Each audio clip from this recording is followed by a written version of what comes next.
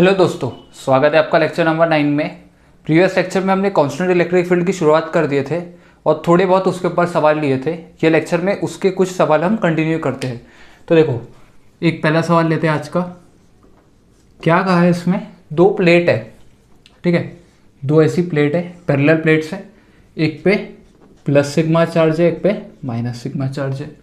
दोनों के बीच में जो डिस्टेंस है वो है डी, ठीक है। उसने क्या बोला, एक प्लस क्यू चार्ज यानी पॉजिटिवली चार्ज पार्टिकल को यहां से क्या किया, रिलीज किया है। हमें क्या बताना है? Find the velocity with which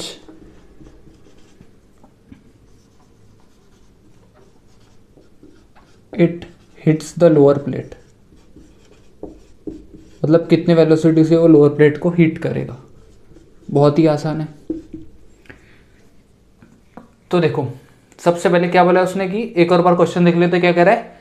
दो पैरेलल प्लेट है, एक पे प्लस सिग्मा एक पे माइनस सिग्मा। एक बात और, इनके वजह से एक इलेक्ट्रिक फील्ड जनरेट हो रही है नेगेटिव वाई डायरेक्शन में। Constant electric field E generate हो रही है। ये आपका एक्स डायरेक्शन है, ये वाई डायरेक्शन में। अब एक एक बात देखते। सबसे पहले जो आपकी इलेक्ट्रिक फील्ड है इसको लिख दो ई नॉट। वो कितनी है? ई नॉट। कौन से डायरेक्शन में है? नीचे, यानी नेगेटिव वाई की तरफ। तो क्या होगा? माइनस जे कैप। तो देखो, ये इलेक्ट्रिक फील्ड इतनी हो गई। फोर्स कितना होगा?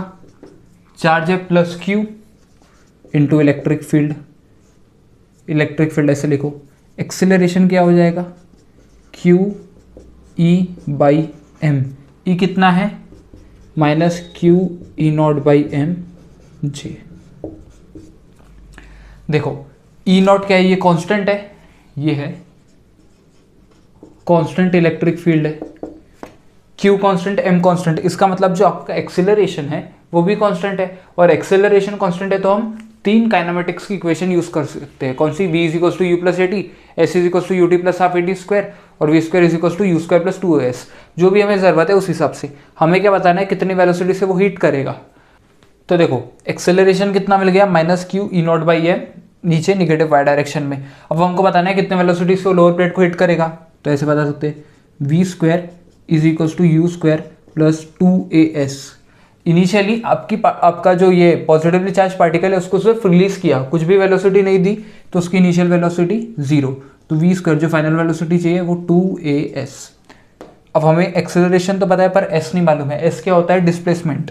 ऐसे आपका डिस्प्लेसमेंट यानी R final minus R initial. इसको ऐसे मानो कि जैसे आपकी ये जो प्लेट रखी है इस तरीके से रखी है, ये ऐसी प्लेट है, ये यहाँ से यहाँ तक का डिस्टेंस डी है। तो मैं ऐसे मान लेता हूँ, ये ऐसे है एक्स डायरेक्शन और ये ऊपर की तरफ है वाई डायरेक्शन और ये आपका ओरिजिन है। तो ओरिजिन और ये कितना हो गया वाई डायरेक्शन में? ये y इज इक्वल टू 0 और ये y is equal to D.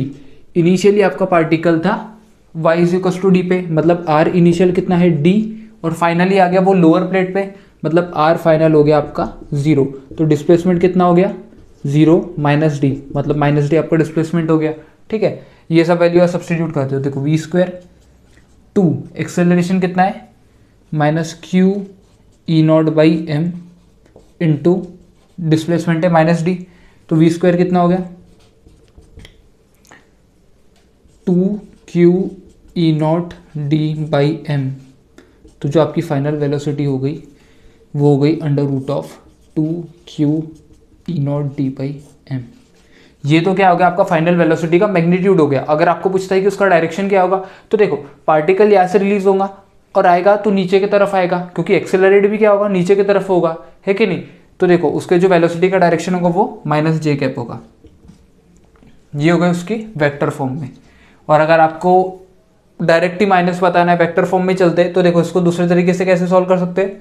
सबसे पहले तो टाइम निकाल लो कितना लग रहा है उसको, और टाइम निकाल लो तो टाइम से वेलोसिटी पता चल जाएगी। कैसे? तो देखो, ये तो अलग है। एक फॉर्मूला क्या होता है आपका? S is equal to U T plus half A T square.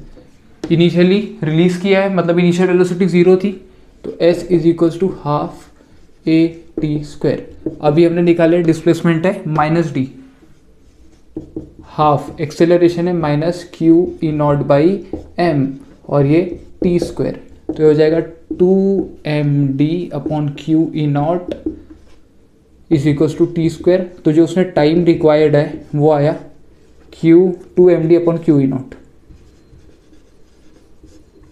2md upon q E not, ये आ गया आपका टाइम। आपको बताना है कितनी वेलोसिटी से हीट करेगा, तो देखो v is equals to you plus A t, v u zero तो v is equals to a t, v a कितना है minus Q E not by m, under root में आ जाएगा टाइम 2md अपॉन क्यू ई naught, तो आपकी जो velocity आएगी वो आएगी माइनस 2 की क्यू ई नॉट डी अपॉन एम।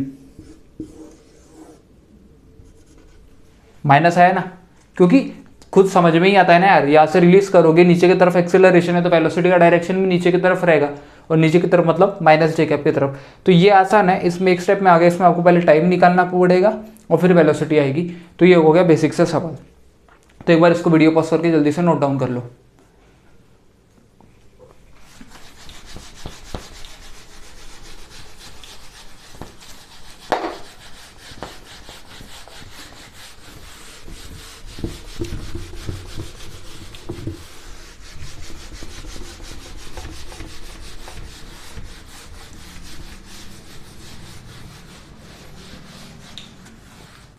देखो अब नेक्स्ट सवाल करने के पहले हम थोड़ा सा प्रोजेक्टाइल का एक बार रिकॉल कर लेते हैं उसको। तो रिकॉल लिख लो यहाँ पे, क्या करेंगे, प्रोजेक्टाइल को रिकॉल करेंगे। अगर आप लोगों को ये आता होगा प्रोजेक्टाइल के थोड़े जो बेसिक फॉर्मूले, मैक्सिमम हाइट, रेंज के और टाइम ऑफ फ्लाइट के, ये पता होगे तो इसको स्किप करके डायरेक्ट क्वेश्चन पे चल देना। तो देखो पहले हम क्या कहते हैं, जैसे एक प्लेन है, ये हॉरिजॉन्टल प्लेन है, एक हमारा पार्टिकल है, उसको u वेलोसिटी से हमने प्रोजेक्ट किए, हॉरिजॉन्टल से जो एंगल है वो है थीटा, ठीक है। तो पार्टिकल कुछ इस तरीके से मोशन परफॉर्म करेगा। कौन सी चीज क्या क्या कहते हैं, देखो जो टोटल टाइम लगा उसको यहां से लेके यहां तक, मतलब टोटल मोशन के दौरान जो टाइम लगा उसे कहते हैं हम कैपिटल टी, वो होता है time of flight. Time of flight मतलब टोटल समय लगा पार्टिकल को यहां से निकले मतलब यहां तक। दूसरा होता है रेंज, जो कि डिस्टेंस होता है पॉइंट ऑफ प्रोजेक्शन, मतलब यहां से जहां पे आपका पार्टिकल है यहां तक, मतलब जहां पे पार्टिकल ने अपना जो मोशन है वो खत्म किया, वो हो गई आपकी रेंज। और एच होती है आपकी मैक्सिमम हाइट। मैक्सिमम हाइट उसके मोशन के दौरान जो मैक्सिमम हाइट होगी, जो ये है यहाँ पे, ये हो गई आपकी h, ठीक है। कैसे कैसे निकालेंगे, एक बात और, ये आपका है x डायरेक्शन, ये है y डायरेक्शन। अब देखो मैंने बोला कि आपने u वेलोसिटी से उसको प्रोजेक्ट, ऐसे लिखो इसको, u से प्रोजेक्ट किए कुछ एंगल थीटा पे, तो इसके दो कंपोनेंट हो जाएंगे, एक इस तरफ होगा u cos थीटा, ये हो गया आपका हॉरिजॉन्टल, ये हो गया ऊपर की तरफ u sin थीटा। ये मैंने कहा x डायरेक्शन है और ये है y डायरेक्शन, तो मतलब x डायरेक्शन में वेलोसिटी कितनी हुई, u cos थीटा। तो ऐसे लिख लो इसको, ux is equals to u cos theta, और y डायरेक्शन में जो वेलोसिटी हुई uy is equals to u sin theta. अब देखो यहाँ पे हम इसको ग्रेविटी में फेंक रहे हैं, मतलब नॉर्मल केस कंसिडर कर रहे हैं, तो यहाँ पे एक्सेलरेशन एक ही होगा, वो होगा एक्सेलरेशन ड्यू टू ग्रेविटी, और जो कहाँ लगता है नीचे की तरफ, मतलब acceleration due to gravity g लगेगा नीचे की तरफ। तो एक्सेलरेशन कौन से डायरेक्शन में एक्सेलरेशन है, वो y डायरेक्शन में। तो हम इसलिए जो भी लिखूंगा मैं x में y में, तो उससे आपको फॉर्मूला याद रखने में आसानी होगी। तो ए वाई लिखो, ए वाई मतलब एक्सेलरेशन इन y डायरेक्शन, जो क्या है g। एक बात और, जब ऐसे ये प्लेन है, ठीक है, जो भी चीज़ ऊपर की तरफ लेते हैं उसको हम लिखते हैं पॉजिटिव, और जो भी चीज़ नीचे की तरफ लिखते हैं उसको लिखते हैं निगेटिव। तो एक्सेलरेशन ड्यू टू ग्रेविटी क्या है, नीचे की तरफ, तो ये हो जाएगा माइनस जी। वैसे ही एक्स डायरेक्शन में कोई एक्सेलरेशन है क्या, एक्स डायरेक्शन में कोई एक्सेलरेशन है क्या, नहीं, तो ए एक्स हो गया 0। तो ये सब हमारी फंडामेंटल रिक्वायरमेंट्स हो गई। सबसे पहले निकालते हैं हम टाइम ऑफ फ्लाइट। देखो बेसिक एक्सेलरेशन क्या है, दूसरी बात एक्सेलरेशन है कांस्टेंट, एक्सेलरेशन कांस्टेंट है तो वो तीन इक्वेशन हम लगा सकते हैं काइनेमेटिक्स की, तो उनका यूज़ करेंगे। एक होती है s is equal to U T plus half A T square. अब मैं कंसिडर कर रहा हूँ कि देखो पार्टिकल ने यहाँ से शुरुआत की और यहाँ पे आया, तो उसका वाई डायरेक्शन में डिस्प्लेसमेंट कितना हुआ, मैं कह रहा हूँ वाई डायरेक्शन में। एक्स डायरेक्शन में तो इनिशियल यहाँ था, फाइनल यहाँ, तो एक्स डायरेक्शन में तो आर डिस्प्लेसमेंट हुआ है, पर वाई डायरेक्शन में इनिशियल भी यहाँ पे था। मतलब ये देखो वाई में अगर मान लो यहाँ से यहाँ गया तो कुछ इतना डिस्प्लेसमेंट हुआ, पर वाई डायरेक्शन के मतलब मैं वाई एक्सेस के हिसाब से देखूँ तो इनिशियल भी यहाँ पे है और फाइनल भी यहाँ पे, मतलब इनिशियल भी वाई जीरो था, फाइनल भी पार्टिकल एक्स एक्सिस पे, मतलब वाई जीरो है, तो वाई डायरेक्शन में उसका डिस्प्लेसमेंट हो गया जीरो। तो जो डिस्प्लेसमेंट है वो वाई डायरेक्शन की बात कर रहा हूँ, ये ऐसे लिख देता हूँ, वो वाई डायरेक्शन में उसका डिस्प्लेसमेंट है जीरो इनिशियली। तो इसको कैसे लिखोगे, जीरो इज इक्वल्स टू, बात हो रही है वाई डायरेक्शन में, तो ये जो यू होगा वो होगा u y t plus half, acceleration भी वाई डायरेक्शन की बात करेंगे, ठीक है, ऐसा होगा। रीअरेंज करो, u y t is equals to minus half a y t square, u y, अभी यू वाई ही लिखो इसको, यू वाई। ये जो टाइम है ये किसके लिए बात कर रहे हैं हम, टोटल टाइम जिसको यहाँ से लेके यहाँ तक आने में लगा, और वो टोटल टाइम कितना होता है कैपिटल टी, तो यहाँ पे आप कैपिटल टी सब्स्टिट्यूट कर दो, टी की जगह लिख दो क्या, कैपिटल टी, यानी हमारा टाइम ऑफ फ्लाइट की बात हो रही है।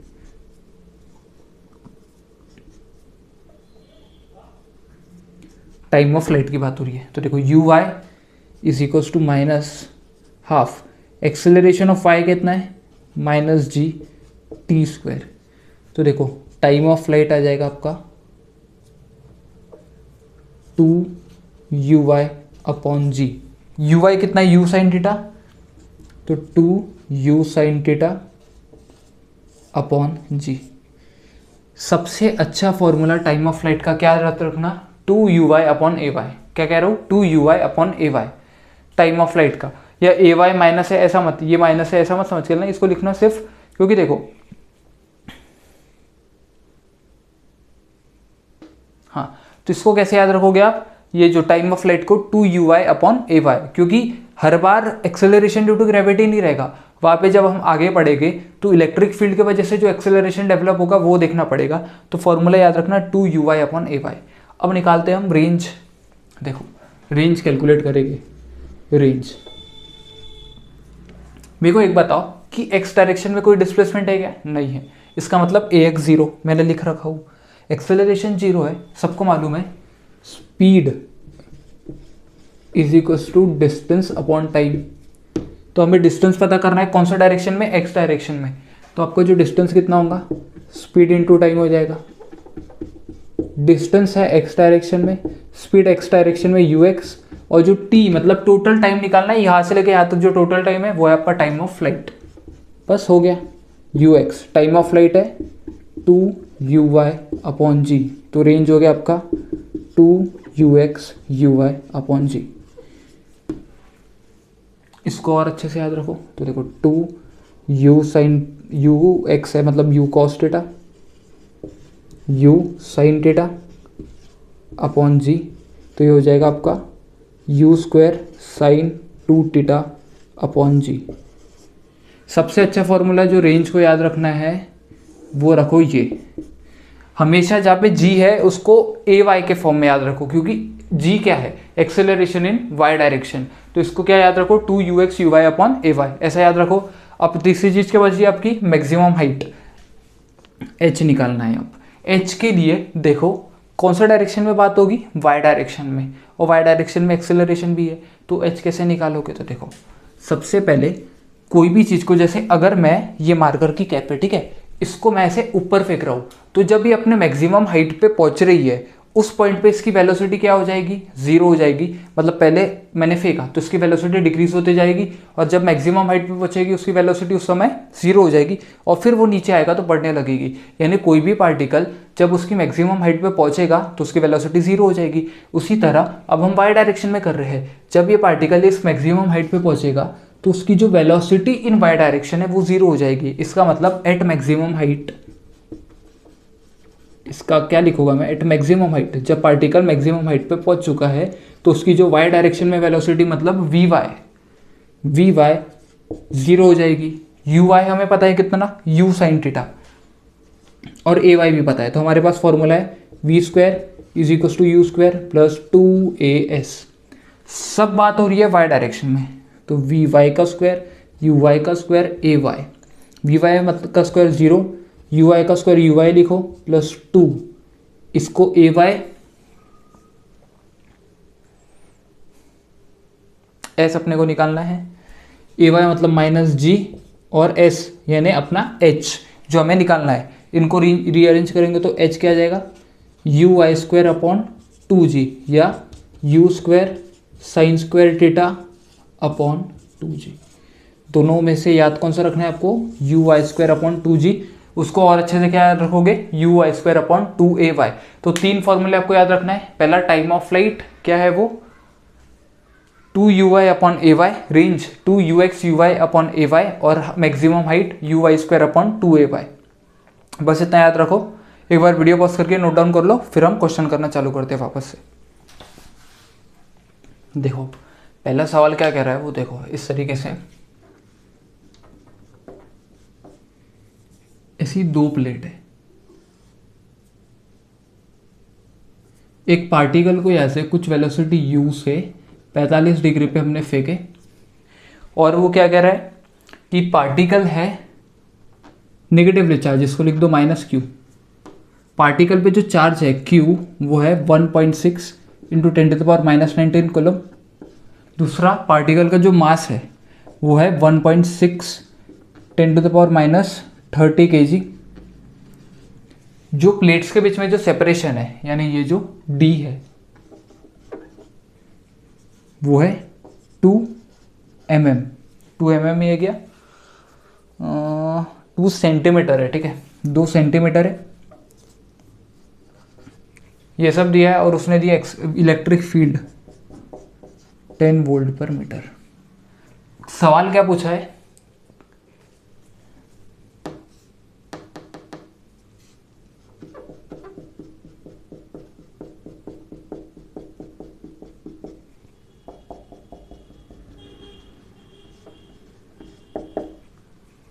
देखो ऐसा सब कुछ दिया है। सवाल क्या पूछा है, फाइंड द मैक्सिमम वेलोसिटी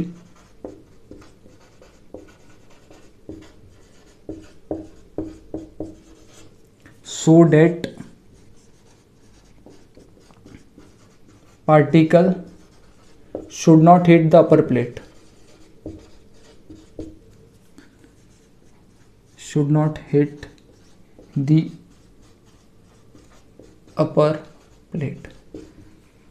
क्या कह रहा है वो, वापस एक बार सवाल देखो। उसने क्या बोला कि एक नेगेटिवली चार्ज पार्टिकल जिसका चार्ज इतना मास इतना, उसको हमने 45 डिग्री पे प्रोजेक्ट किया कुछ इनिशियल वेलोसिटी देके। दोनों प्लेट के बीच के सेपरेशन है इतना, इलेक्ट्रिक फील्ड है ऊपर की तरफ जो है 10 वोल्ट पर मीटर। उसने बोला मैक्सिमम वेलोसिटी बताओ कि ये जो पार्टिकल है उसने अपर प्लेट को हिट नहीं करना चाहिए। तो कंडीशन क्या होगी, अपर प्लेट को हिट नहीं करना चाहिए। पार्टिकल अपने प्रोजेक्शन के दौरान जो मैक्सिमम हाइट अटेंड करता है वो है h, वो होती है you y square upon 2ay, ठीक है। तो मैक्सिमम हाइट उसने अटेंड किया इतना।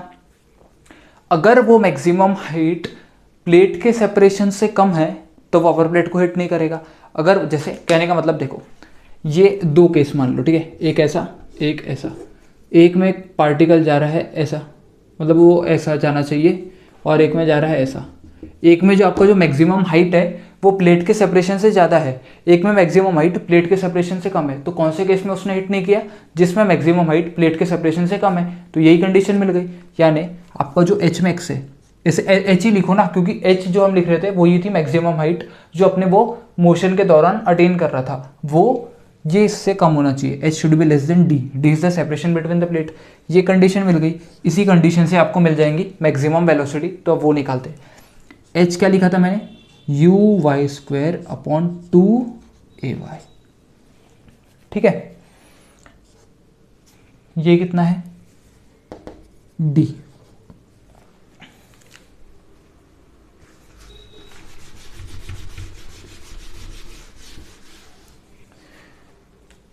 ये बन जाएगा आपका u y square should be less than 2ay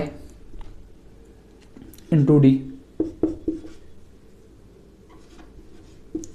you y should be less than 2ay/d। अब सवाल उठता है ए वाई क्या है। डी तो दिया रहा है कि अपना 2 सेंटीमीटर है, ए वाई कितना है। ए वाई देखो इलेक्ट्रिक फील्ड है ऊपर की तरफ, पार्टिकल है निगेटिवली चार्ज। तो देखो इलेक्ट्रिक फील्ड है, ऐसे लिख देता हूँ डायरेक्शन वाइज एक बार, ये एक्स ये वाई। इलेक्ट्रिक फील्ड है ई जे कैप, क्यों, वो ऊपर की तरफ डायरेक्टेड है। पार्टिकल है निगेटिवली चार्ज, तो उस पर जो फोर्स होगा वो कितना होगा, फोर्स माइनस क्यू ई, तो फोर्स हो जाएगा माइनस क्यू ई जे कैप। फोर्स कितना हो गया निगेटिव डायरेक्शन में, तो एक्सेलरेशन भी क्या हो जाएगा, minus Q E by M j cap. ये वैल्यू उठा के इधर रखो, ये एक्सेलरेशन है, ये कौन सा डायरेक्शन में है, माइनस वाई कैप में, ये ए वाई है, तो यहाँ पे वैल्यू सब्स्टिट्यूट करना है अपने को। देखो u Y 2QE/m into D,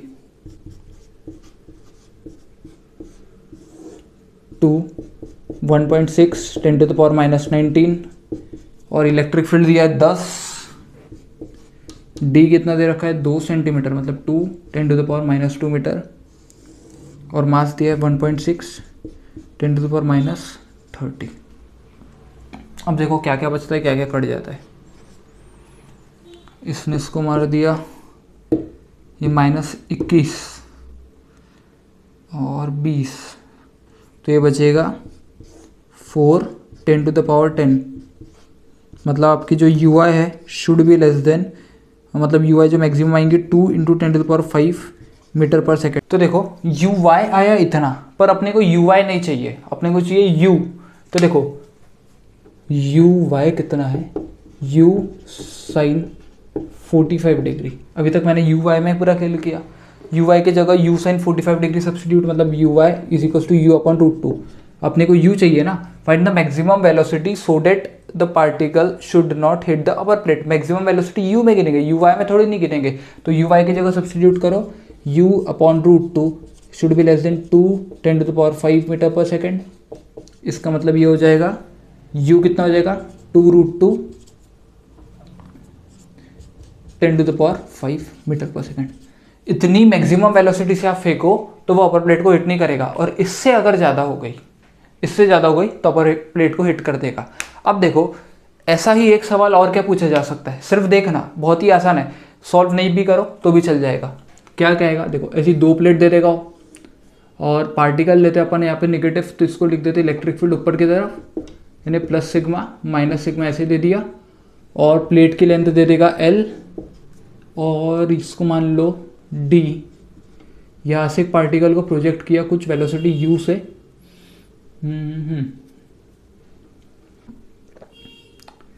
क्या कह रहा हूँ देखो, उसने बोला 2 पैरेलल प्लेट है, एक पे +σ चार्ज एक पे -σ चार्ज। यहाँ से एक नेगेटिवली चार्ज पार्टिकल को हमने प्रोजेक्ट किया इनिशियल वेलोसिटी u से, प्लेट का लेंथ L है, प्लेट के बीच का जो सेपरेशन है वो है D, और इलेक्ट्रिक फील्ड होगी ऊपर की तरफ। यहाँ पे क्या पूछा था उसने, अभी जो क्वेश्चन किए, find the maximum velocity. Maximum velocity बताओ कि वो अपर प्लेट को हिट नहीं करे। यहाँ पे क्या पूछेगा, मैक्सिमम वेलोसिटी बताओ कि वो लोअर प्लेट को हिट नहीं करे। ऐसा कब होगा, लोअर प्लेट को हिट नहीं करना चाहिए, इसका मतलब जो पार्टिकल का रेंज है, यानी जो प्रोजेक्टाइल का रेंज है, वो पार्टिकल जो आपके प्लेट है उसके लेंथ से ज़्यादा हो। अगर ये पार्टिकल है, इसके 2 मान लो कि अगर इसका रेंज है वो इसके लेंथ से कम है, तो वो ऐसे जाके टकरा जाएगा।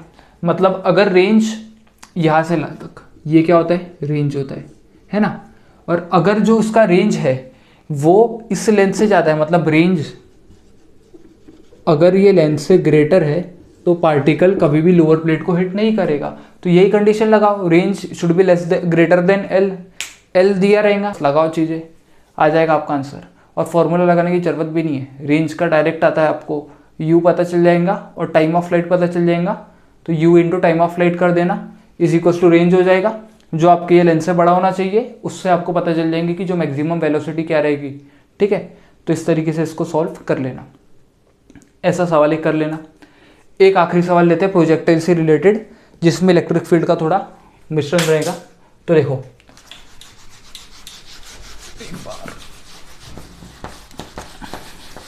अब नेक्स्ट सवाल देखो क्या कह रहा है कि एक ऐसा प्लेन है, ठीक है, एक ऐसा प्लेन है,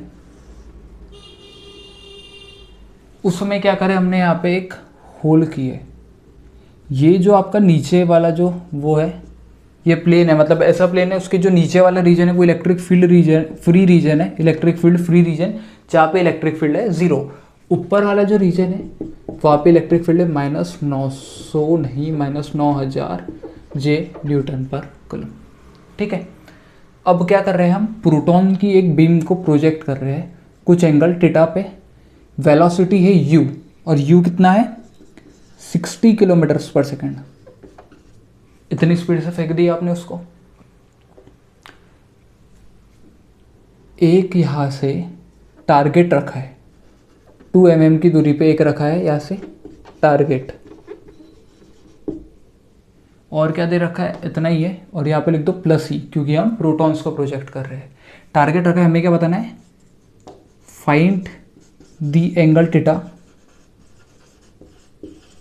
so that the protons hit the target।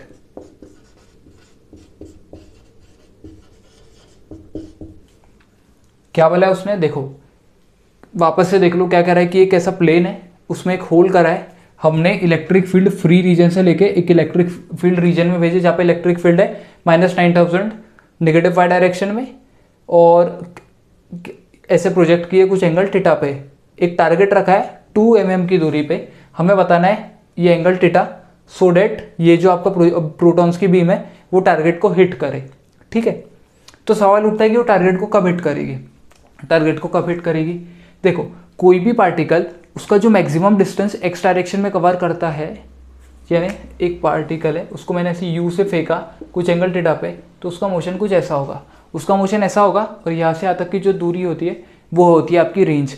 अगर उसकी रेंज है वो 2 mm के बराबर हो जाए, मतलब जहाँ आपका टारगेट रखा है उतनी आपकी रेंज हो जाए, तो वो टारगेट को हिट कर देगा। तो सिंपल है, आपका जो रेंज है वो रेंज कितना होना चाहिए 2 mm। ये चीज़ आपको आ गई तो आपका आंसर थीटा मिल जाएगा। कुछ नहीं, सिर्फ कैलकुलेशन करना है, कैलकुलेशन करना है। रेंज क्या होता था, एक तो होता था 2ux uy/g, हमें यहाँ पे u दे रखा है, ux uy तोड़ोगे फिर वापस सब्स्टिट्यूट करके करोगे, आज आगे वही आने वाला है। तो डायरेक्ट फार्मूला लिखो u² sin 2 theta upon ay is equals to 2 mm, ऐसे लिखता हूँ। मैं ay निकाल लेता हूँ। ay कैसे निकालूंगा, तो देखो इलेक्ट्रिक फील्ड दे रखी है उसने मेरे को -9000 जे कैप, तो फोर्स कितना होगा Q इंटू ई और Q है इतना, यानी +Q है, प्रोटॉन है, तो यहाँ पे लिख देता हूँ मैं E लिख देता हूँ E +E।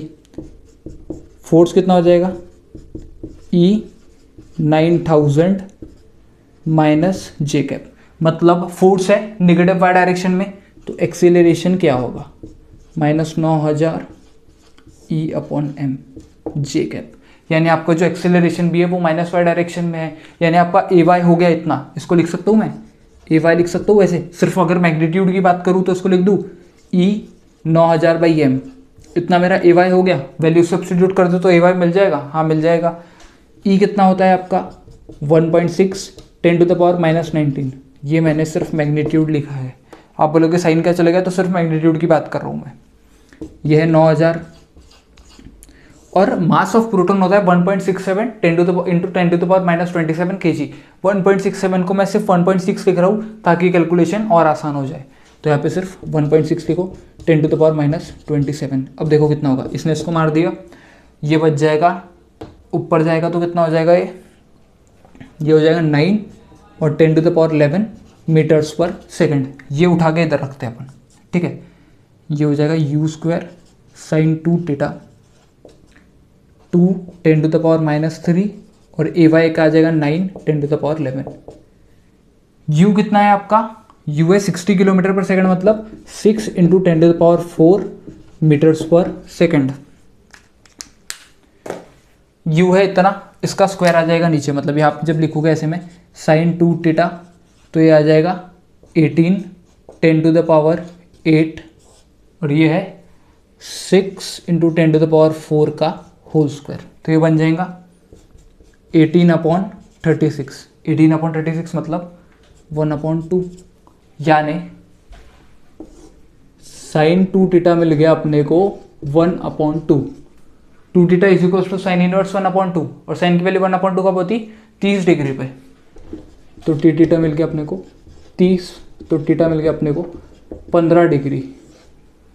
अब सवाल में देख रहा कि वो आपको थीटा कैसे पूछ रहा है, या तो मैंने कुछ स्पेसिफाई नहीं करा, find the angle theta so that the proton hit the target. अगर बोलूंगा find the angle theta with the normal, with the horizontal, sorry, अगर थीटा हॉरिजॉन्टल से बोले तो वो हो गया 15 डिग्री। अगर थोड़ा सा उसको और घुमाना हो तो क्या कह देगा वो, find the theta with the normal, ये तो बोलेगा find the angle with the normal so that it hit the target. अगर आपको नॉर्मल से पूछेगा तो कितना हो जाएगा 90 - 15 मतलब 75 डिग्री विद नॉर्मल। तो ये सवाल एक बार ध्यान से पढ़ना, मतलब ऐसे थोड़े से इसमें, नहीं तो यहाँ तक सही पहुँच जाओगे और 15 डिग्री और 75 डिग्री दोनों दे रखा होगा ऑप्शन में, पर यहाँ पे बोलेगा वो find the angle with normal या find the angle with horizontal. अगर हॉरिजॉन्टल बोल रहे तो 15 डिग्री आ रहा है, नॉर्मल से देखे तो 75 डिग्री। तो कांस्टेंट इलेक्ट्रिक फील्ड पे इतने सवाल है। आप लोग थोड़े और कुछ किताबों से ट्राई करना। अब हम चालू करेंगे एक नया टॉपिक जो कि बहुत ही इंपॉर्टेंट है, वो है इलेक्ट्रिक फ्लक्स। तो जल्दी से इसे वीडियो पॉज करके नोट डाउन करो और हेडिंग डाल लो इलेक्ट्रिक फ्लक्स।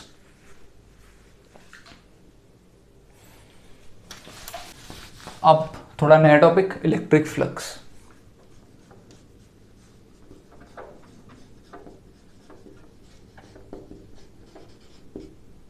देखो, हमने कांस्टेंट इलेक्ट्रिक फील्ड से पहले पढ़ा था इलेक्ट्रिक लाइंस ऑफ फोर्स, पर इलेक्ट्रिक लाइंस ऑफ फोर्स पढ़ने का सिग्निफिकेंस क्या है। देखो, इलेक्ट्रिक फील्ड लाइंस या इलेक्ट्रिक लाइंस ऑफ फोर्स अपने साथ कुछ एनर्जी कैरी करती है, और मान लो कि एक सरफेस है, उसमें से कुछ इलेक्ट्रिक फील्ड लाइंस पास हो रही है, मतलब उस सरफेस में से कुछ एनर्जी पास हो रही है।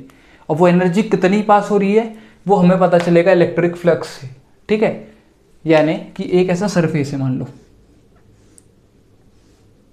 ठीक है, और उससे ऐसी इलेक्ट्रिक फील्ड लाइंस पास कर रही है। कितनी इलेक्ट्रिक फील्ड लाइंस पास कर रही है वो आपको पता चलेगा इलेक्ट्रिक फ्लक्स से, ठीक है। तो इसलिए इलेक्ट्रिक फ्लक्स पढ़ना जरूरी है, पर इलेक्ट्रिक फ्लक्स पढ़ने से पहले आपको एरिया का अच्छा खासा जानकारी होना चाहिए। तो आपको इलेक्ट्रिक फ्लक्स में दो चीज़ अगर अच्छे से आती है, एक तो है एरिया, दूसरा है सॉलिड एंगल का जो कंसेप्ट है वो भी मैं पढ़ाऊंगा आपको। अगर वो दोनों चीज़ आपको अच्छे से आती है तो इलेक्ट्रिक फ्लक्स के रिलेटेड कोई भी सवाल बहुत आसानी से हो जाएगा।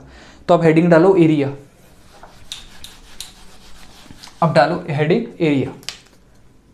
पहला सवाल क्या है कि देखो, एरिया क्या वेक्टर क्वांटिटी है या स्केलर क्वांटिटी है। तो एरिया एक वेक्टर क्वांटिटी, पहला पॉइंट है, area is a vector quantity.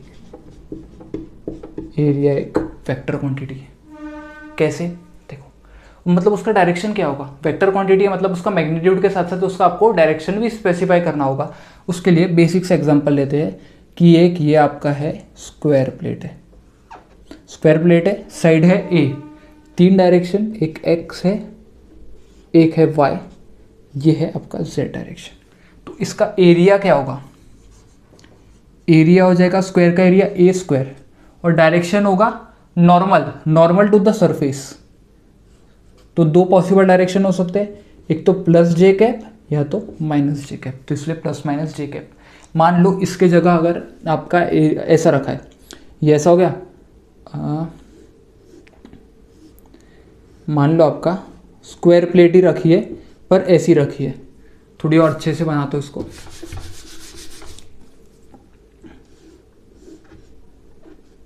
अब स्क्वायर प्लेट रखी है उसने ऐसे, मान लो एक, मान लो ऐसी रखी है स्क्वायर प्लेट साइड ए। अब क्या होगा इसका एरिया, अब इसका एरिया होगा ए स्क्वायर प्लस माइनस के कैप, मतलब यहां तो इस तरफ यहां तो उस तरफ। तो ये क्या है आपका ओपन सरफेस। दो तरीके की सरफेस पढ़ेंगे हम, एक होता है क्लोज सरफेस यानी क्लोज सिस्टम होगा, एक ओपन सिस्टम होगा। तो ओपन सिस्टम में क्या होता है ना, ओपन सिस्टम के लिए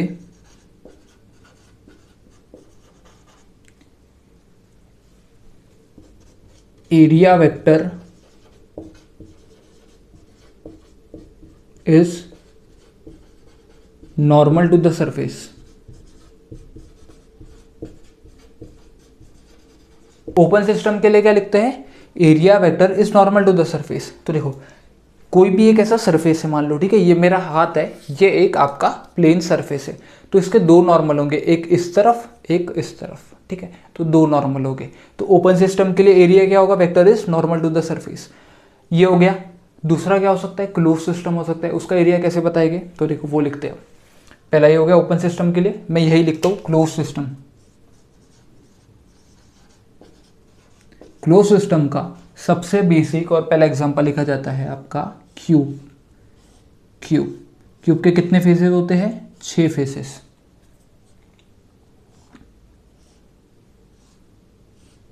क्यूब के 6 फेसेस है मतलब 6 नॉर्मल। और क्लोज यानी क्लोज सिस्टम के लिए एरिया वेक्टर को कैसे बताए जाते हैं, इसको लिखते हैं हम आउटवर्ड नॉर्मल, हर फेस के आउटवर्ड यानी बाहर के तरफ वाला जो नॉर्मल है वो।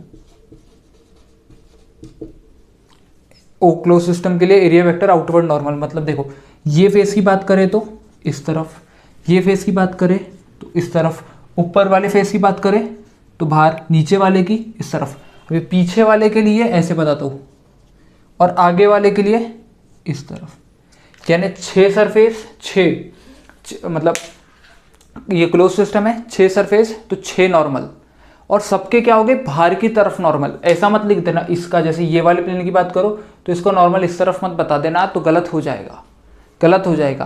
क्लोज सिस्टम के लिए हमेशा आउटवर्ड नॉर्मल लेना, बस ये डायरेक्शन बताना आ गया आपको एरिया का, तो आपका आधा काम तो वैसे ही खत्म हो गया, ठीक है। तो इसकी एक बात याद रखो। दूसरी बात याद रखो कि एक बार आपने जो डायरेक्शन कंसिडर कर लिए उसको पूरे प्रॉब्लम के थ्रू आउट आपको फॉलो करना है। ऐसा नहीं कि मैंने मान लो कि इसके लिए 2 डायरेक्शन पॉसिबल है, प्लस जे कैप और माइनस जे कैप, यानी मैंने शुरुआत में मान लिया कि एरिया हो गया ए स्क्वायर प्लस जे कैप, तो आप प्रॉब्लम के बीच में जाके डायरेक्शन को चेंज नहीं कर सकते। ऐसा करोगे तो सवाल हो जाएगा आपका गलत, मतलब आप जो आंसर लिखोगे वो गलत हो जाएगा। यानी एक बार जो डायरेक्शन कंसिडर कर लिया वो कर लिया, अब आप चेंज नहीं कर सकते। तो ये हो गया एरिया। एरिया का एक थोड़ा और देखते हैं, मतलब जब आपने बेसिक मैथमेटिकल टूल्स पढ़े होंगे तब आपको इस तरीके से एक एरिया निकालना बताया होगा, नहीं होगा तो देख लो यहाँ पे, क्योंकि वो बहुत काम आने वाला है हमें।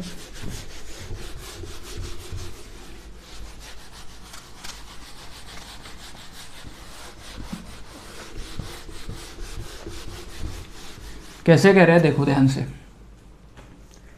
ये हमारा x y ये z, एक प्लेन मांगो, प्लेन मान लो ऐसे ऐसे और ऐसे, ठीक है। स्क्वायर प्लेट है, स्क्वायर प्लेट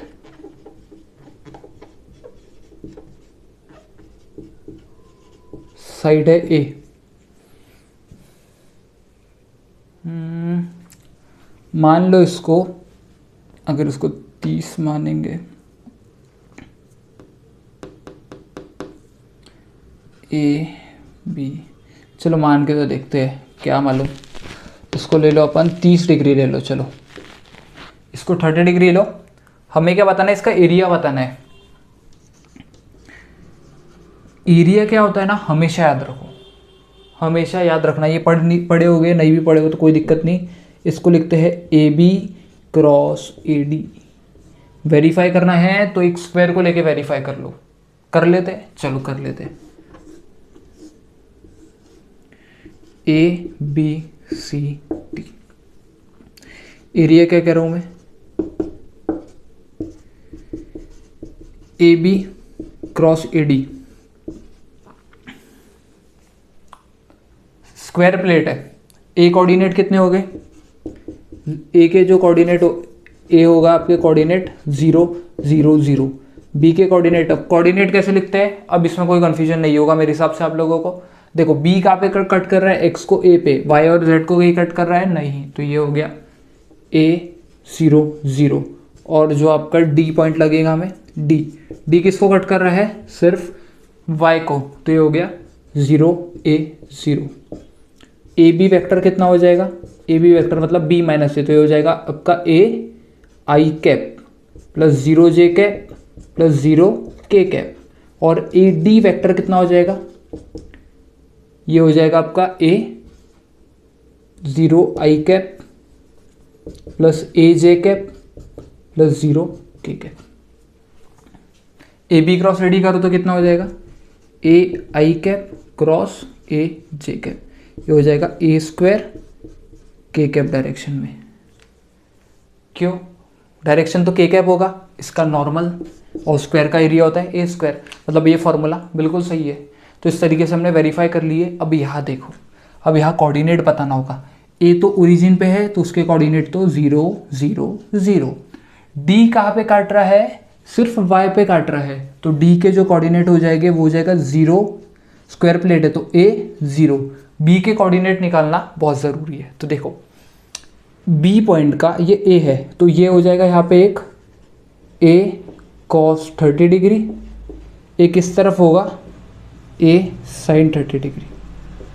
तो जो आपके बी के कोऑर्डिनेट एक एक्स डायरेक्शन में कितना हो जाएगा, बी का हो जाएगा एक्स डायरेक्शन में एक हो जाएगा ए कॉस 30 डिग्री। वाई डायरेक्शन में कोई है क्या, नहीं, तो हो गया 0। और जेड डायरेक्शन में है ए साइन 30 डिग्री, ए साइन 30 डिग्री। ए कॉस 30 डिग्री मतलब √3a/2, 0। ए साइन 30 डिग्री मतलब a/2। अब हमें ए बी निकालना है और ए डी निकालना है। ये तो समझ में आ गया, इसको मिटा लो।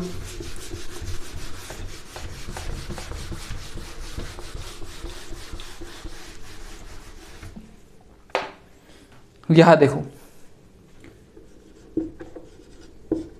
ए बी क्या होगा, ए बी हो जाएगा √3a/2 आई कैप प्लस 0 जे कैप प्लस a/2 के कैप। और ए डी क्या होगा, सिर्फ y में है तो ये बन जाएगा 0 I cap plus A J cap plus 0 K cap. हमें क्या करना है, एरिया के लिए a B cross a d, ये हो जाएगा देखो √3a/2 आई कैप प्लस a/2 के cap cross A J cap. अब देखो क्या होगा, ये √3a² 2 i cross J plus a² 2 के क्रॉस जे। ये क्रॉस करना आता है ना, साइक्लिक ऑर्डर चलता है i j k। देखो i क्रॉस j क्या आया k, तो ये हो गया √3a² 2 के कैप। k क्रॉस j मतलब k से रिवर्स जा रहे हैं तो k क्रॉस j कितना होगा। वैसे अगर j क्रॉस k करते तो आए, अब k से j की तरफ जा रहे हैं मतलब हम अपना जो साइक्लिक ऑर्डर उसको तोड़ के जा रहे हैं, तो हो जाएगा माइनस आई कैप, तो a² 2 आई कैप। ये आ गया आपका एरिया। तो आपका जो एरिया लिख दो यहाँ पे, ये आ गया ना एरिया, ये डायरेक्ट लिख दो ना, √3a² 2 के कैप माइनस a² 2 आई कैप। तो एरिया पे इतना डिस्कशन हो गया, ये आ गया, मतलब आप हो गया एरिया, हो गया। अब एरिया में और कोई दिक्कत नहीं रहेगी। अब चलते हैं मेन, हमारा जो मेन टॉपिक है वो इलेक्ट्रिक फ्लक्स। तो उसके पहले एक बार वीडियो पॉज करके नोट डाउन कर लो, फिर इलेक्ट्रिक फ्लक्स पे चलते हैं। तो देखो एक बार आपने एरिया समझ लिया तो अब हमारे जो इंपॉर्टेंट टॉपिक है उस पर चलते हैं, जो इलेक्ट्रिक फ्लक्स। तो फटाक से हेडिंग डाल लो, इलेक्ट्रिक फ्लक्स।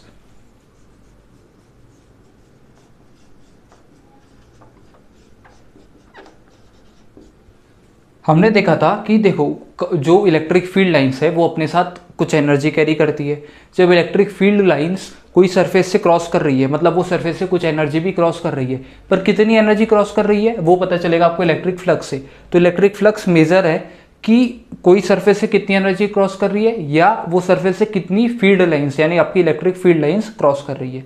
इलेक्ट्रिक फ्लक्स को लिखा कैसे जाता है, देखो इसको ऐसे लिखा जाता है, flux is equal to integration of E dot d a, e dot d A.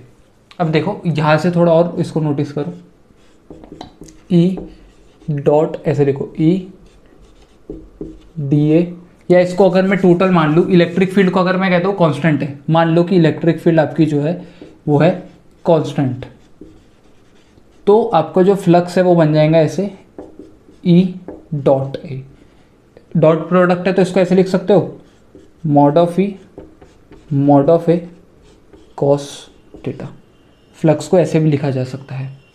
Flux जो है ये है एक स्केलर क्वांटिटी, जो पॉजिटिव भी हो सकती है, नेगेटिव भी हो सकती है और ज़ीरो भी हो सकती है। वो तीनों केस अभी आपको डिस्कस करके बताता हूँ कि फ्लक्स किस तरीके से काम करेगा। देखो, मान लो कि इलेक्ट्रिक फील्ड लाइन्स ये बोर्ड से निकल रही है और मैं एक सरफेस हूँ। जब मैं ऐसे स्ट्रेट खड़ा हूँ, ठीक है, और बोर्ड, तो मेरा जो इलेक्ट्रिक फील्ड लाइन्स का डायरेक्शन है इस तरफ, मतलब यहाँ से ऐसे निकल रही है इलेक्ट्रिक फील्ड लाइन्स और मैं इस तरीके से खड़ा हूँ, तो मेरे से एरिया वेक्टर क्या होगा, परपेंडिकुलर आउटवर्ड, ठीक है, परपेंडिकुलर होगा। मेरे को एकदम फ्लैट सरफेस मानना है आपको, ठीक है, एक प्लेन फ्लैट सरफेस मानना है। अब जब मैं ऐसे देख रहा हूँ तो एरिया वेक्टर कैसा हो गया, परपेंडिकुलर हो गया, ठीक है। तो और इलेक्ट्रिक फील्ड भी इस तरफ हो गया, तो एरिया यानी आपका जो इलेक्ट्रिक फील्ड भी ऐसे है और एरिया का डायरेक्शन भी ऐसा है। इलेक्ट्रिक फील्ड इससे बाहर आ रही है और एरिया का डायरेक्शन कैसा है, ऐसे बाहर की तरफ। तो इलेक्ट्रिक फील्ड और एरिया में जो एंगल है वो कितना हो गया, 0। तो फ्लक्स क्या हो जाएगा, mod of E dot mod of A. मतलब तीन केस ऐसे मान लो, जब थीटा 0 है तो फ्लक्स क्या हो जाएगा, मॉड ऑफ ई ए, और ये पॉजिटिव है, इसको मैक्सिमम फ्लक्स भी कह सकते हैं हम जब थीटा 0 हो। अगर मान लो थीटा है 90 डिग्री, मतलब इलेक्ट्रिक फील्ड ऐसे है और एरिया उसके परपेंडिकुलर है। कैसा केस होगा ये, ऐसा केस होगा। इलेक्ट्रिक फील्ड का डायरेक्शन तो यही रहेगा, अब एरिया का डायरेक्शन मुझे नॉर्मल रहेगा, जो मतलब इस तरफ होगा। तो इलेक्ट्रिक एरिया ऐसा और इलेक्ट्रिक फील्ड ऐसा, तो दोनों में एंगल कितना हो गया, 90 डिग्री। जब इलेक्ट्रिक फील्ड और एरिया में एंगल हो गया 90 डिग्री, तो ई डॉट ए कॉस 90 मतलब 0, तो टोटल फ्लक्स हो जाएगा आपका 0। तो जब थीटा 90 तो फ्लक्स हो जाएगा 0। तीसरा केस दो, थीटा 180 डिग्री, ये फ्लक्स पॉजिटिव का, ये फ्लक्स 0 का। थीटा 180 डिग्री मतलब इलेक्ट्रिक फील्ड इस तरफ है और एरिया उसके अपोजिट तरफ। ये कैसा केस होगा, जब मैं इस तरफ पॉइंट कर रहा हूँ, मतलब बोर्ड के तरफ पॉइंट कर रहा हूँ, इलेक्ट्रिक फील्ड इस तरफ है और एरिया क्या होगा, इस तरफ, मतलब मेरे से इस तरफ, ठीक है। तो इलेक्ट्रिक फील्ड क्या होगी, इस तरफ, और एरिया, इलेक्ट्रिक फील्ड ये तरफ है और एरिया इस तरफ है, मतलब इलेक्ट्रिक फील्ड और एरिया में एंगल कितना है, 180 डिग्री का। ये क्या हो जाएगा, E dot A cos 180 degree, और कॉस 180 डिग्री होता है -1, तो फ्लक्स यहाँ पे क्या हो जाएगा, माइनस ई डॉट ए। ये भी मैक्सिमम फ्लक्स ही होगा। तो मैक्सिमम फ्लक्स कब आ रहा है, जब थीटा 0 है या 180 डिग्री है। और फ्लक्स क्या हो रहा है, यहाँ पे पॉजिटिव, यहाँ पे 0, यहाँ पे नेगेटिव, यानी फ्लक्स पॉजिटिव भी हो सकता है, 0 भी हो सकता है और नेगेटिव भी हो सकता है। तीन पॉसिबिलिटी आपके इलेक्ट्रिक फ्लक्स की। तो ये अपना जो इंपॉर्टेंट फॉर्मूला है इसको आप याद रख लो, ठीक है। अब एक बार ये हो गया, अभी हम इसके रिलेटेड क्वेश्चंस करना शुरू करते हैं। तो जल्दी से इसे नोट डाउन कर लो, वीडियो पॉज करके फिर क्वेश्चन करते हैं इसके रिलेटेड।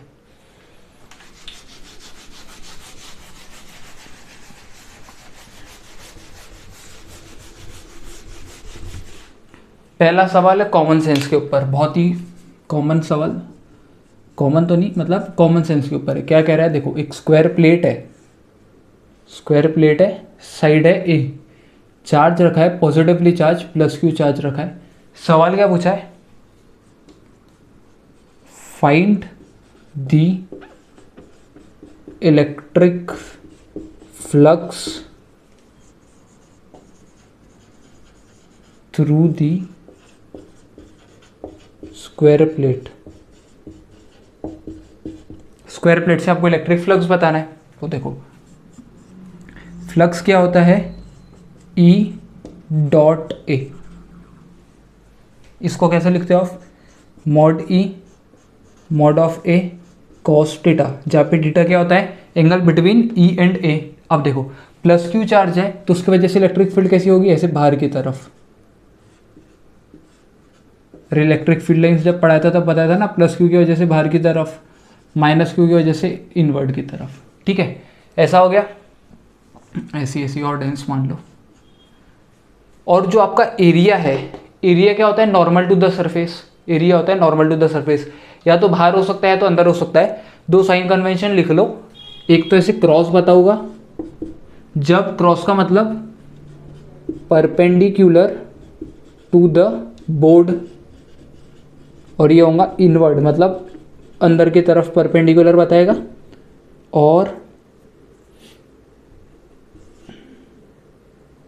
डॉट होगा परपेंडिकुलर टू द बोर्ड वो बाहर की तरफ, ठीक है। क्रॉस मतलब अंदर की तरफ, डॉट मतलब बाहर की तरफ। अब देखो इलेक्ट्रिक फील्ड लाइंस क्या हो रही है, ऐसे डाइवर्ज हो रही है दूर की तरफ, और जो एरिया वेक्टर क्या होगा, इसका दो पॉसिबल है, या तो अंदर की तरफ हो सकता है या तो बाहर की तरफ हो सकता है। अरे हमने देखे थे ना, प्लेन जो होता है उसका एरिया होता है या तो इस तरफ या तो इस तरफ।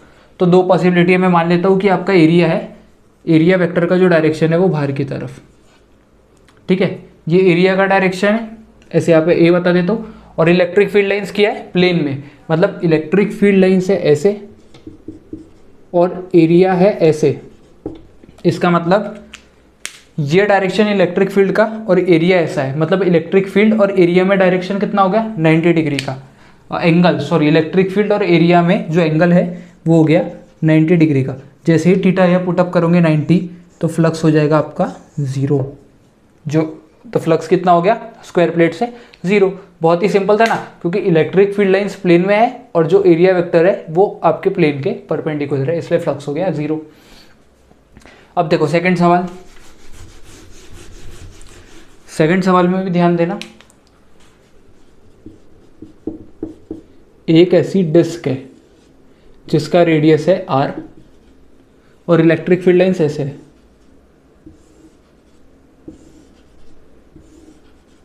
ये इलेक्ट्रिक फील्ड लाइंस है और एंगल कैसे बताऊं मैं यहाँ पे, ये एंगल जो है ये है 30 डिग्री का एंगल। सवाल यही है, find the electric flux through the square plate की जगह थ्रू द डिस्क हो जाएगा। तो देखो फ्लक्स क्या होता है, वही ई डॉट ए, मतलब mod of A cos of theta. Theta क्या होता है, एंगल बिटवीन ई एंड ए। यहाँ पे देखो इलेक्ट्रिक फील्ड का डायरेक्शन ये हो गया, और एरिया क्या होता है, परपेंडिकुलर होता है, मतलब ऐसे, ये होगा एरिया का डायरेक्शन। यहाँ पे इसको ऐसे बता दो, एरिया का डायरेक्शन आउटवर्ड नॉर्मल होता है कि नहीं। तो एरिया क्या हो गया ऊपर की तरफ, और इलेक्ट्रिक फील्ड का ये हो गया। अब देखो 30 डिग्री एंगल है, क्या 30 डिग्री एंगल इलेक्ट्रिक फील्ड और एरिया वेक्टर के बीच में है क्या, नहीं। एरिया वेक्टर और एंगल इलेक्ट्रिक फील्ड के बीच में एंगल है इतना, वो कितना होगा टोटल 90 और ये 30, तो बचा हुआ 60 डिग्री। मतलब इलेक्ट्रिक फील्ड आपकी ऐसी है और एरिया है ऐसा, और दोनों के बीच में जो एंगल है वो है 60 डिग्री का। तो इसको क्या लिखोगे आप, ई ए कॉस ऑफ 60। ई तो दिया है, इसको ऐसे लिख दो, ई ऐसे लिख दो, E naught, magnitude of E is equal to E naught. तो ये हो जाएगा E naught. Area of the disc कितना होगा, पाई आर स्क्वायर, और कॉस 60 1/2, तो आंसर हो गया E naught pi are square by 2।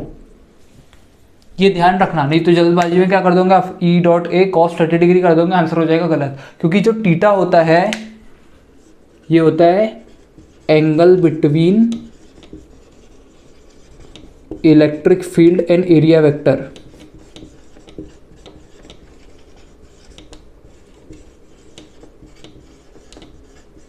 क्या बोला, angle between electric field and area vector. तो ठीक है, ये हो गया आपका। ये दो गए, जल्दी से वीडियो पॉज करके इनको नोट डाउन कर लो, फिर और आगे सवाल करते हैं।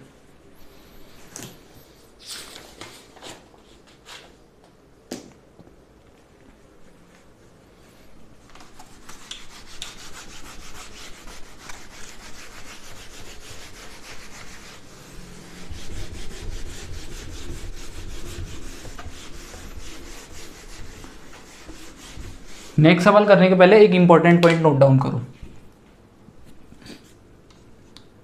क्या है कि अगर इलेक्ट्रिक फ्लक्स, ऐसे इसको ऐसे लिख लो, इलेक्ट्रिक फ्लक्स दो तरह के पड़े थे सरफेस, एक था ओपन सरफेस था और एक था closed surface.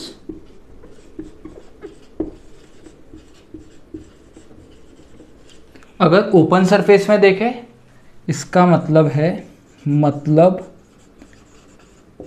Electric flux in open surface, मतलब कितनी एनर्जी क्रॉस करेगा, यानी ओपन सरफेस से इलेक्ट्रिक फ्लक्स मतलब उसमें से कितनी एनर्जी क्रॉस हुई, कितनी एनर्जी क्रॉस करेगा यहाँ पे, मतलब क्लोज सरफेस में मतलब कितनी एनर्जी स्टोर करेगा, कितनी एनर्जी स्टोर करेगा। अगर मान लो कोई क्लोज सरफेस है, उसमें से जितनी इलेक्ट्रिक फील्ड लाइन एंटर कर रही है उतनी बाहर चले गई, तो फ्लक्स कितना हुआ, 0, क्योंकि जितनी एंटर हुई उतनी बाहर चले गई। तो स्टोर कितना किया, कुछ भी स्टोर नहीं किया, कुछ भी स्टोर नहीं किया, तो इलेक्ट्रिक फ्लक्स हो गया 0। तो ये दो इंपॉर्टेंट पॉइंट है जिससे आप डायरेक्टली बता सकते हो कि उसमें से फ्लक्स कितना है। तो जल्दी से इसे नोट डाउन कर लो, फिर नेक्स्ट सवाल करते हैं।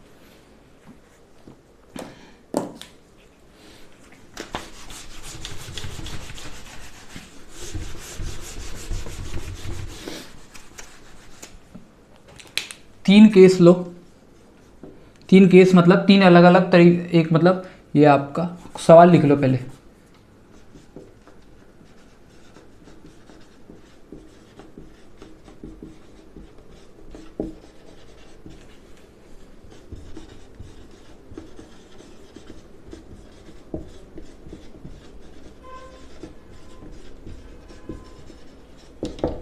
क्या बोला है, find the electric flux through curve surface.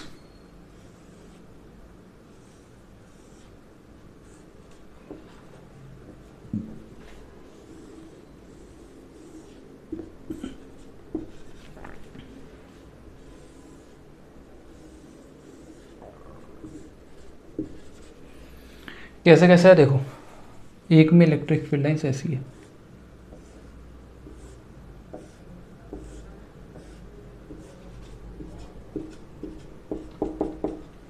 एक में इलेक्ट्रिक फील्ड लाइन्स है,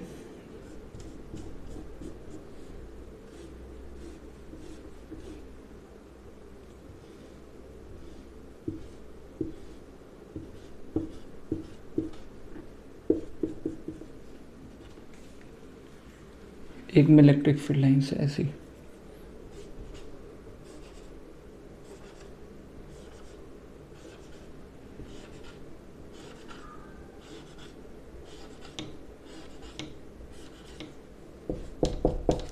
तीनों केस में आपको बताना है इलेक्ट्रिक फ्लक्स। पहला केस बहुत ही आसान है, क्लोज सरफेस है, ये एक हेमिस्फेरिकल बॉल है, ठीक है, मतलब अपना जो रहता है ना, एक स्फीयर को आधा काट दो तो ये जो हेमिस्फीयर है वो बन गया, ठीक है। अब उसने क्या बोला है यहाँ पे देखो, हमें बताना है electric flux through curve surface, मतलब ये जो बेस भी रहेगा और एक कर्व सरफेस, दो सरफेस रहेंगे, तो हमें कर्व सरफेस में से कितना फ्लक्स होगा वो बताना है। तो देखो पहले में क्या दिख रहा है साफ, जितनी इलेक्ट्रिक फील्ड लाइंस एंटर हो रही है, इसको ऐसे बांट दो दो में, देखो जितनी इलेक्ट्रिक फील्ड लाइन एंटर हो रही है उतनी बाहर चले गई, तो स्टोर कितनी हुई। अभी मैंने सेकंड पॉइंट लिखा था, क्लोज सरफेस में इलेक्ट्रिक फ्लक्स मतलब उसने कितनी एनर्जी स्टोर करी, कितनी एनर्जी स्टोर करी मतलब कितनी फील्ड लाइंस स्टोर करी, क्योंकि इलेक्ट्रिक फील्ड लाइंस क्या करती है, अपने साथ एनर्जी ले जाती है, ठीक है। तो यहाँ पे जितनी इलेक्ट्रिक फील्ड लाइंस एंटर हो रही है उतनी बाहर चले गई, तो फ्लक्स कितना हो गया, फ्लक्स हो गया 0। बहुत ही आसान। बी में देखो, हमें बताना है कर्व सरफेस में से फ्लक्स, जितनी इलेक्ट्रिक फील्ड लाइन एंटर करेगी बेस से उतनी ही फील्ड लाइन निकलेंगी कर्व से। ऐसा तो नहीं कि यहाँ से 4 एंटर कर दी और कर्व से 5 निकल गई, ऐसा तो होने नहीं वाला है, कोई अपने आप थोड़ी नहीं अंदर से पैदा कर लेगा 1-2, ऐसा थोड़ी नहीं होने वाला है। जितनी बेस से एंटर होगी उतनी ही कर्व सरफेस से निकलने वाली। इसका मतलब अगर मैं इलेक्ट्रिक फ्लक्स निकाल लूँ बेस में से तो मेरे को अपने आप इलेक्ट्रिक फ्लक्स मिल जाएगा कर्व्ड में से। फर्क रहेगा इतना कि देखो जो आपका बेस मतलब जो नीचे का बेस रहेगा हेमिस्फीयर से, उसमें से इलेक्ट्रिक फ्लक्स जो रहेगा वो रहेगा नेगेटिव, क्योंकि इसमें इलेक्ट्रिक फील्ड लाइंस एंटर कर रही है, उसे हम कहते हैं इनकमिंग फ्लक्स। और जो कर्व सरफेस में से है उसमें से इलेक्ट्रिक फील्ड लाइन बाहर जा रही है तो वो होगा पॉजिटिव, क्योंकि होगा आउटगोइंग फ्लक्स। तो पहले निकालते हैं हम electric flux due to base. तो बेस में देखो ये आपका है बेस जिसका रेडियस है r, ये जो शेडेड पोर्शन इलेक्ट्रिक फील्ड का डायरेक्शन है ऊपर की तरफ, और क्लोज सरफेस के लिए एरिया वेक्टर का डायरेक्शन होता है आउटवर्ड नॉर्मल, तो इसका आउटवर्ड नॉर्मल होगा इधर। इसका मतलब E और A में एंगल कितना हो गया, साफ दिख रहा है 180 डिग्री का एंगल हो गया। फ्लक्स कितना होगा, E A cos थीटा, ये हो जाएगा E। एरिया कितना होगा पाई r² और cos ऑफ 180 डिग्री, मतलब फ्लक्स थ्रू बेस कितना हो गया -E पाई r², ये होगा इनकमिंग फ्लक्स। तो आउटगोइंग फ्लक्स कितना होगा तो इतना ही हो जाएगा, सिर्फ साइन चेंज, मतलब फ्लक्स बोलेगे अगर सी यू मतलब कर्व से हो जाएगा plus e pi are square, और वो होगा आउट गोइंग फ्लक्स। ये होगा इनकमिंग फ्लक्स, ये हो जाएगा outgoing flux. A b c देखो, सी में क्या कह रहे हैं ना, ध्यान से देखो कि electric field line curve surface को परपेंडिकुलर है, कर्व सरफेस को परपेंडिकुलर है, तो कर्व सरफेस का परपेंडिकुलर क्या होगा, हर पॉइंट से आउटवर्ड नॉर्मल, हर पॉइंट से आउटवर्ड नॉर्मल। और इलेक्ट्रिक फ्लक्स भी ऐसी है, मतलब हर पॉइंट के नॉर्मल इलेक्ट्रिक फील्ड निकल रही है। ये देखो ना, ऐसे सूरज की किरणें जैसे निकलती है वैसे ही है। तो इलेक्ट्रिक फील्ड लाइन्स जो है वो हर पॉइंट के नॉर्मल है, मतलब कर्व सरफेस के हर पॉइंट को नॉर्मल है। इसका मतलब इलेक्ट्रिक फील्ड भी ऐसी और एरिया भी ऐसा ही, मतलब एरिया भी यहाँ पे ऐसा ही होगा, हर पॉइंट पे एरिया का भी डायरेक्शन वही होगा, मतलब थीटा जीरो, यानी इलेक्ट्रिक फील्ड और एरिया के बीच में एंगल कितना हो जाएगा, जीरो हो जाएगा। एक और बार रिपीट करता हूँ, मैं कह रहा हूँ कि यहाँ पे इलेक्ट्रिक फील्ड लाइन्स कैसी है, आपका जो कर्व सरफेस है उसके हर पॉइंट को नॉर्मल है, जैसे ये है ना, हर पॉइंट को नॉर्मल है, ए नॉर्मल, ये नॉर्मल, ये ऐसे नॉर्मल, ये ऐसे नॉर्मल, ये ऐसे नॉर्मल, हर पॉइंट को नॉर्मल करूँ मैं, ये ऐसा रहता, ये ऐसे नॉर्मल। और एरिया क्या लिखते हो आप, एरिया क्या लिखते हो कर्व सरफेस का या क्लोज सिस्टम का एरिया क्या होता है, आउटवर्ड नॉर्मल। ठीक है, आउटवर्ड नॉर्मल मतलब एरिया वेक्टर का भी डायरेक्शन वही होगा, तो जो इलेक्ट्रिक फील्ड का डायरेक्शन है वही एरिया वेक्टर का डायरेक्शन है, मतलब इलेक्ट्रिक फील्ड और एरिया में एंगल हो गया जीरो, तो फ्लक्स आ गया simple E dot A cos of zero, cos of zero मतलब 1, तो ई डॉट ए, ये ई एरिया। अब एरिया ध्यान रखना, या पाई आर स्क्वायर नहीं लिख देना, क्योंकि अब बात हो रही है हेमिस्फीयर के सरफेस एरिया की, और हेमिस्फीयर का सरफेस एरिया होता है 2 पाई आर स्क्वायर। तो इलेक्ट्रिक फ्लक्स हो गया 2e पाई आर स्क्वायर। मतलब आपको 3 इससे ये समझ में आ गया कि इलेक्ट्रिक फील्ड कैसी भी दी रही तो आप फ्लक्स बता सकते हो। तो आज के लेक्चर के लिए इतना, नेक्स्ट लेक्चर में हम और इलेक्ट्रिक फ्लक्स रिलेटेड सवाल करना शुरू कर देंगे।